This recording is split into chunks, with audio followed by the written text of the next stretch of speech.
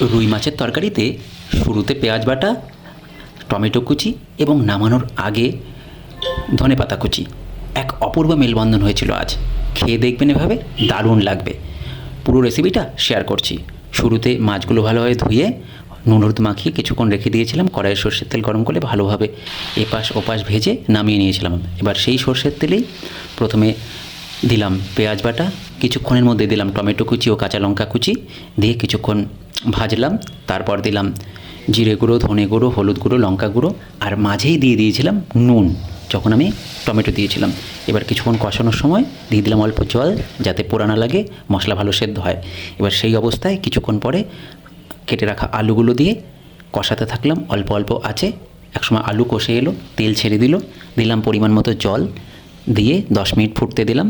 ঝোল ফুটতেই ভেজে রাখা মাছ ছেড়ে দিলাম, দিয়ে মিনিট 10 ঢেকে রান্না করলাম। ঢাকনা তুলে ছড়িয়ে দিলাম ধনেপাতা কুচিয়ে আরও মিনিট 3 থেকে 4 এভাবে ঢেকে রান্না করেছিলাম। তারপর গ্যাস বন্ধ করে নামিয়ে নিয়েছিলাম। দেখবেন, এভাবে দারুণ লাগবে।